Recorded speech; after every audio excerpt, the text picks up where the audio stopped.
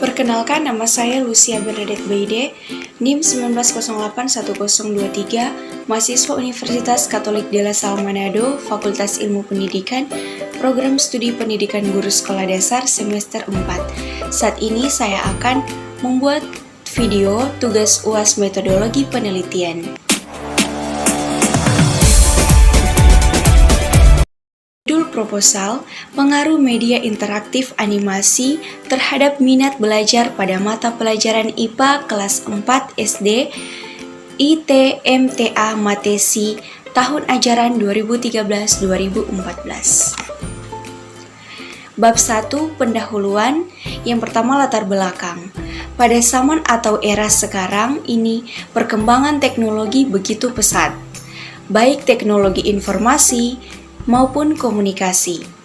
Teknologi ini akan sangat berguna jika dalam perkembangannya tersebut diimbangi dengan perkembangan dalam dunia ilmu pendidikan. Begitu pula sebaliknya, pendidikan sebagai salah satu tonggak terpenting dalam kehidupan dan kemajuan bangsa. Maka perlu menyelaraskan atau memanfaatkan teknologi yang telah berkembang dengan baik dan seefektif mungkin demi tercapainya tujuan pendidikan yang telah ditetapkan. Rumusan masalah. Sesuai dengan latar belakang masalah, maka dapat dirumuskan sebagai berikut. Yang pertama, apakah penggunaan media interaktif animasi berpengaruh terhadap minat belajar siswa pada mata pelajaran IPA? Yang kedua, apakah media interaktif animasi berpengaruh lebih besar terhadap minat belajar siswa pada mata pelajaran IPA? Tujuan penelitian. Tujuan penelitian ini pada dasarnya adalah untuk menentukan jawaban atas masalah penelitian dan yang ingin dicapai dalam penelitian ini, yaitu sebagai berikut. Yang pertama, untuk mengetahui pengaruh media interaktif animasi terhadap minat belajar siswa pada mata pelajaran IPA. Yang kedua, untuk mengetahui besarnya pengaruh media interaktif animasi terhadap minat belajar siswa pada mata pelajaran IPA.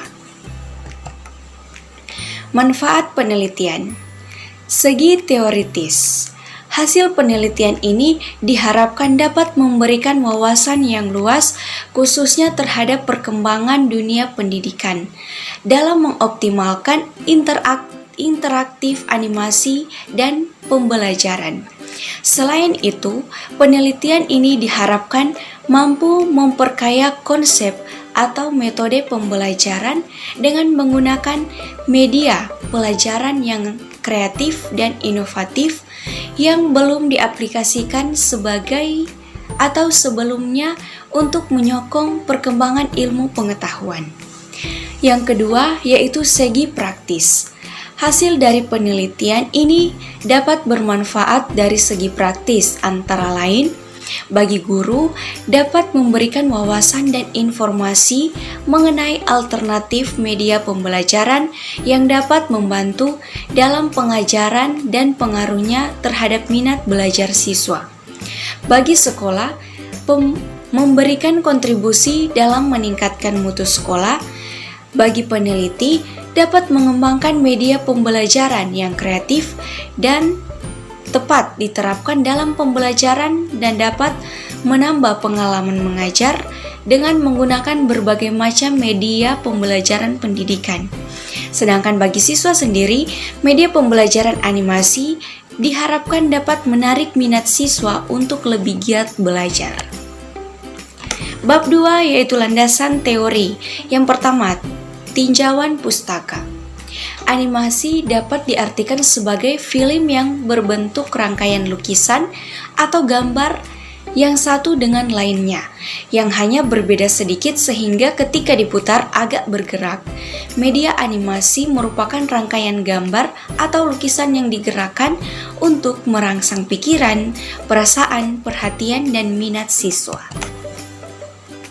Manfaat atau nilai-nilai yang ditimbulkan dari penggunaan media animasi dalam proses belajar mengajar dalam jurnal P3LB adalah: yang pertama, media animasi dapat membantu siswa dalam mempelajari bahan pelajaran yang sangat luas, yang mana di dalamnya membuat berbagai macam konsep, fakta, dan prinsip-prinsip tertentu yang berhubungan dengan bahan pelajaran tersebut. Yang kedua, media animasi juga dapat membantu seorang guru dalam menyampaikan materi pembelajaran di kelas. Yang ketiga, media animasi dapat meningkatkan kepuasan dan keberhasilan siswa sesuai keinginan masing-masing. Yang keempat, media animasi dapat meningkatkan prestasi belajar, sikap dan cara belajar siswanya merasa puas dan berhasil dengan proses belajarnya. Dan yang kelima, media animasi dapat meningkatkan prestasi belajar, sikap dan cara belajar siswa yang efektif, serta menumbuhkan persepsi yang tinggi terhadap hal-hal yang dipelajari. Hasil penelitian yang relevan. Yang pertama, berdasarkan hasil penelitian yang dilakukan oleh Wahyula Al-Nasir, pengaruh penerapan media animasi terhadap motivasi belajar dalam pembelajaran IPA siswa kelas 4 SD Impres Sudiang. Motivasi belajar siswa pada kelompok eksperimen lebih tinggi daripada kelompok kontrol. Jika dilihat dari rata-rata, pretest kelas kontrol dan eksperimen memiliki nilai yang hampir sama. Namun, hasil post-test menunjukkan kelas eksperimen lebih baik dibanding kelas kontrol. Hal ini mengindikasikan bahwa penerapan media animasi berpengaruh lebih baik untuk meningkatkan motivasi belajar siswa terhadap pembelajaran IPA daripada kelas kontrol yang menggunakan media buku dengan bantuan DLP atau Display Light Projector. Yang kedua, berdasarkan hasil penelitian yang dilakukan oleh Kadek Sukiasa Sukojo, yaitu di mana judul penelitiannya yaitu pengaruh media animasi terhadap hasil belajar dan motivasi belajar siswa materi sistem kelistrikan otomotif. Nah, di sini dia menunjukkan bahwa penyampaian materi sistem kelistrikan otomotif yang menggunakan media animasi dapat meningkatkan motivasi belajar siswa. Melalui media animasi, proses kerja atau prinsip kerja suatu sistem kelistrikan dapat dicermati lebih nyata daripada media gambar diam. Yang ketiga, berdasarkan hasil penelitian yang dilakukan oleh Laili Rahmayanti dengan judul penelitian pengaruh penggunaan media video animasi terhadap hasil belajar siswa kelas 5 SD Negeri Segugus Sukodono Sidoarjo. Berdasarkan analisis data dan pembahasan, dapat dilihat bahwa rata-rata hasil belajar dan keterlaksanaan pembelajaran pada kelas eksperimen mendapatkan hasil yang baik dengan menggunakan media video animasi. Sehingga dapat disimpulkan bahwa media video animasi berpengaruh secara signifikan terhadap hasil belajar siswa kelas 5 SD Negeri S. Sugus Sukodono Sidoarjo. Yang berikutnya yaitu kerangka berpikir. Dalam kerangka berpikir ada 3 kriteria. Yang pertama, jika media animasi berupa eksperimen bagus, maka motivasi belajar siswa meningkat. Yang kedua, jika media animasi berupa animasi proses kerja atau prinsip kerja dilakukan dengan baik, maka motivasi belajar siswa lebih baik atau meningkat. Dan yang ketiga, jika media animasi dalam bentuk video baik, maka hasil belajar siswa meningkat. Yang berikutnya adalah hipotesis. Yang pertama, ada perbedaan yang signifikan antara motivasi belajar siswa yang menggunakan media interaktif animasi dengan yang tidak menggunakan media interaktif animasi. Yang kedua, ada hubungan positif antara media interaktif animasi dengan motivasi belajar siswa. Dan yang ketiga, motivasi belajar siswa meningkatkan ketika menggunakan media interaktif animasi. Sekarang kita masuk di bab 3, yaitu metode penelitian. Yang pertama ada pendekatan dan jenis penelitian. Pada penelitian ini terdapat 3 tahap pelaksanaan, yaitu tahap persiapan, tahap pelaksanaan, dan tahap akhir penelitian. Pada tahap persiapan, kegiatan yang dilakukan adalah mengurus suatu izin melakukan penelitian, mengobservasi sekolah, membuat instrumen penelitian, menguji coba instrumen, dan membuat RPP. Pada tahap pelaksanaan, kegiatan yang dilakukan adalah menentukan kelas kontrol dan kelas eksperimen. Kemudian, melakukan pretest pada kedua kelompok tersebut untuk mengetahui tingkat keberhasilan mereka sebelum diuji. Setelah itu, melakukan kegiatan pembelajaran selama 4 kali pertemuan dengan menggunakan media animasi pada kelas eksperimen. Pada tahap akhir penelitian, yang dilakukan adalah menganalisis hasil pretest dan post-test pada kelas kontrol dan kelas eksperimen dengan menggunakan uji statistik. Setelah menganalisis, yang dilakukan selanjutnya adalah menarik kesimpulan sebagai tahap akhir penelitian ini. Yang bagian berikutnya yaitu variabel dan desain penelitian. Yang pertama ada variabel penelitian. Penelitian ini menggunakan metode penelitian eksperimen semu.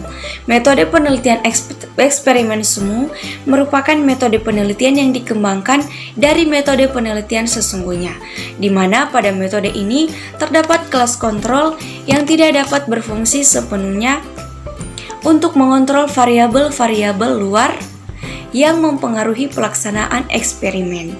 Pada dasarnya, metode penelitian semu sama dengan eksperimen murni. Perbedaan antara keduanya terletak pada pengontrolan variabel luar dan cara pemilihan sampel. Yang berikutnya yang kedua yaitu desain penelitian.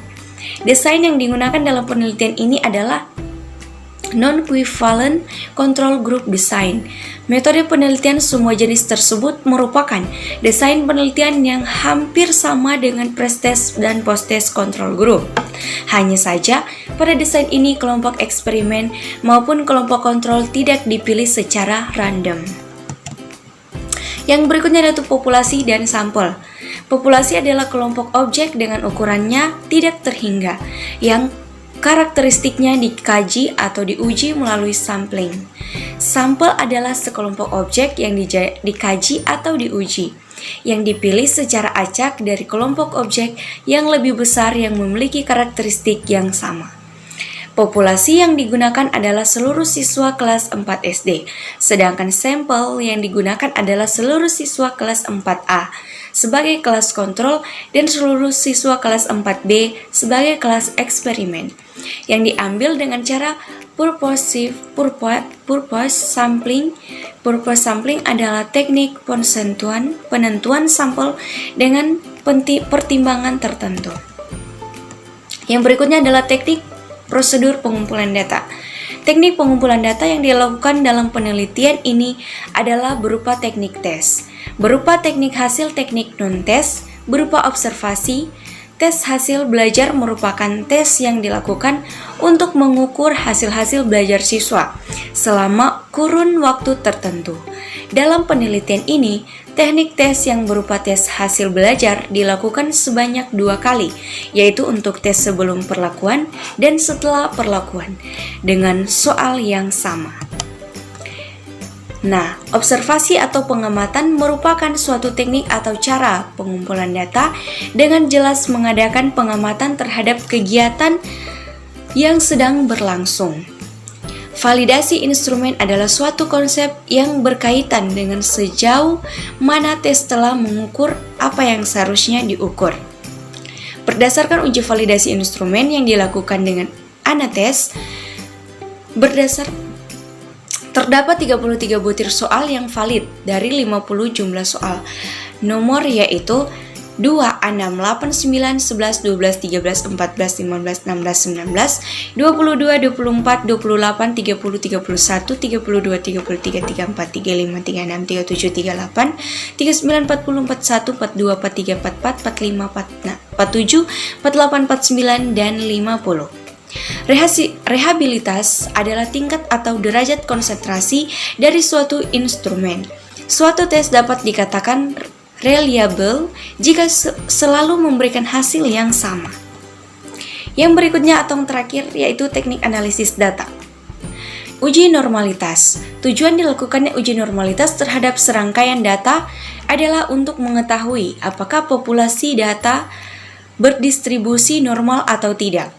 Dalam penelitian ini, karena sampel berjumlah kurang dari 100, maka uji normal dilakukan dengan cara metode Shapiro-Wilk dalam SPSS dengan kriteria pengambilan keputusan sebagai berikut.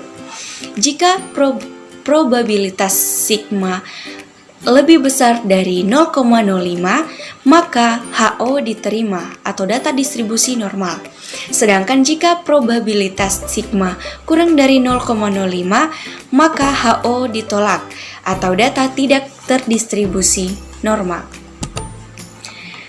Uji homogenitas. Homogenitas dapat diartikan sebagai data yang memiliki variasi atau keragaman nilai yang sama. Dengan kata lain, ada atau tidaknya keragaman varian atau standar, yaitu kelompok eksperimen dan kelompok kontrol. Oleh karena itu, uji homogenitas dapat dilakukan dengan cara uji F dalam SPSS. Uji F dapat dilakukan dengan cara uji homogenitas one-way ANOVA. Berdasarkan hal tersebut, uji homogenitas dapat dalam penelitian ini dilakukan dengan cara one-way ANOVA dalam SPSS dengan kriteria pengambilan keputusan yang sama seperti pada uji normalitas. Daftar pustaka. Pendahuluan pengaruh media interaksi animasi terhadap minat belajar pada mata pelajaran IPA siswa kelas 4 SDIT MTA Matesi tahun ajaran 2013-2014. Nah, demikian presentasi saya tentang judul proposal metode penelitian kuantitatif. Atas perhatiannya saya ucapkan banyak terima kasih.